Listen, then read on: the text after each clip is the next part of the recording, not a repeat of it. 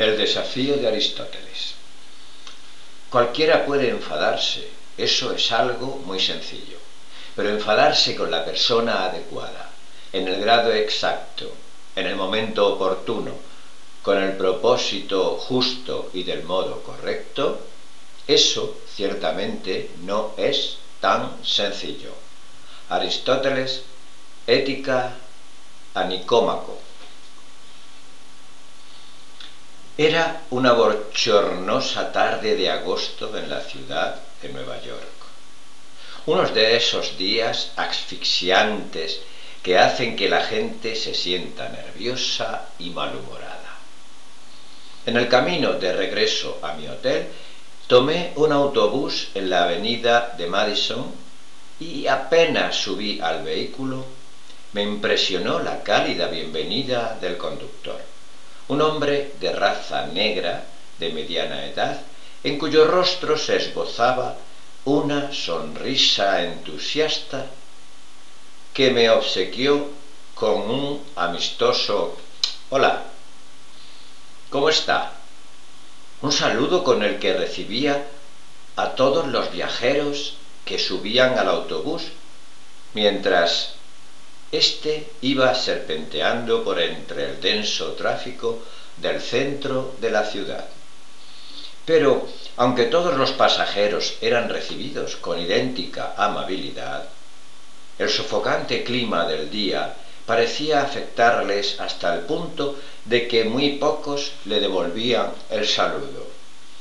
No obstante, a medida que el autobús reptaba pesadamente a través del laberinto urbano, iba teniendo lugar una lenta y mágica transformación.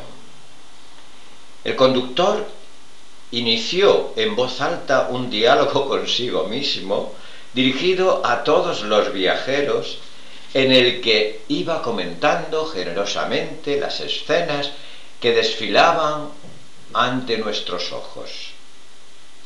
Rebajas en esos grandes almacenes, una hermosa exposición en aquel museo, y qué decir de la película recién estrenada en el cine de la manzana siguiente. La evidente satisfacción que le producía hablarnos de las múltiples alternativas que ofrecía la ciudad era contagiosa. Y cada vez que un pasajero llegaba al final de su trayecto y descendía del vehículo, parecía haberse sacudido de encima el halo de irritación con el que subiera, y cuando el conductor le despedía con un «hasta la vista», «que tenga un buen día», todos respondían con una abierta sonrisa. El recuerdo de aquel encuentro ha permanecido conmigo durante casi 20 años. Aquel día acababa de doctorarme en psicología, pero la psicología de entonces prestaba poca o ninguna atención a la forma en que tienen lugar estas transformaciones. La ciencia psicológica sabía muy poco, si es que sabía algo, sobre los mecanismos de la emoción. Y a pesar de todo, no cabe la menor duda de que el conductor de aquel autobús era el epicentro de una contagiosa oleada de buenos sentimientos que a través de sus pasajeros se extendía por toda la ciudad. Aquel conductor era un conciliador nato, una especie de mago que tenía el poder de conjurar el nerviosismo y el mal humor que atenazaban a sus pasajeros, ablandando y abriendo un poco sus corazones. Veamos ahora el marcado contraste que nos ofrece algunas noticias recogidas en los periódicos de la última semana. En una escuela local, un niño de 9 años, aquejado de un acceso de violencia porque unos compañeros de tercer curso le habían llamado mocoso, vertió pintura sobre pupitres, ordenadores e impresoras y destruyó un automóvil que se hallaba estacionado en el aparcamiento. 8 jóvenes resultan heridos a causa de un incidente ocurrido cuando una multitud de adolescentes se apiñaban en la puerta de entrada de un club de rap de Manhattan. El incidente se inició con una serie de empujones. Llevó a uno de los implicados a disparar sobre la multitud con un revólver del calibre 38. El periodista subraya el aumento alarmante de estas reacciones desproporcionadas ante situaciones nimias que se interpretan como faltas de respeto. Según un informe, el 57% de los asesinatos de menores de 12 años fueron cometidos por sus padres o padrastros. Es casi la mitad de los casos. Los padres trataron de justificar su conducta aduciendo que lo único que deseaban era castigar al pequeño, cuya falta, la mayoría de las veces, había consistido en una infracción tan grave como ponerse delante del televisor, gritar o ensuciar los pañales. Un joven alemán es juzgado por provocar un incendio que terminó con la vida de 5 mujeres y niñas de origen turco mientras éstas dormían. El joven, integrante de un grupo neonazi, trató de disculpar su conducta aludiendo a su inestabilidad laboral, a sus problemas con el alcohol y a su creencia de que los culpables de su mala fortuna eran los extranjeros.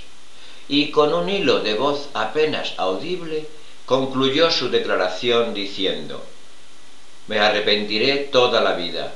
Estoy profundamente avergonzado de lo que hicimos». A diario los periódicos nos acosan con noticias que hablan del aumento de la inseguridad y de la degradación de la vida ciudadana, fruto de una irrupción descontrolada de los impulsos. Pero este tipo de noticias simplemente nos devuelve la imagen ampliada de la creciente pérdida de control sobre las emociones que tiene lugar en nuestras vidas y en las vidas de quienes nos rodean. Nadie permanece a salvo de esta marea errática de arrebatos y arrepentimientos que de una manera u otra acaba salpicando toda nuestra vida. En la última década hemos asistido a un bombardeo constante de este tipo de noticias que constituye el fiel reflejo de nuestro grado de torpeza emocional, de nuestra desesperación y de la insensatez de nuestra familia, de nuestra comunidad y, en suma, de toda nuestra sociedad. Estos años constituyen la apretada crónica de la rabia y la desesperación galopantes que bullen en la callada soledad de unos niños cuya madre trabajadora los deja con la televisión como única niñera. En el sufrimiento de los niños abandonados, descuidados o que han sido víctimas de abusos sexuales y en una mezquina intimidad de la violencia conyugal. Este malestar emocional también es el causante del alarmante incremento de la depresión en todo el mundo y de las secuelas que deja tras de sí la inquietante oleada de la violencia. Escolares armados, accidentes automovilísticos que terminan a tiros, parados resentidos que masacran a sus antiguos compañeros de trabajo, etc. Abuso emocional, heridas de bala y estrés postraumático son expresiones que han llegado a formar parte del léxico familiar de la última década, al igual que el moderno cambio de eslogan desde el jovial «que tenga un buen día» a la suspicacia de «hazme tener un buen día». Este libro constituye una guía para dar sentido a lo aparentemente absurdo. En mi trabajo como psicólogo y en la última década como periodista del New York Times, he tenido la oportunidad de asistir a la evolución de nuestra comprensión científica del dominio de lo irracional.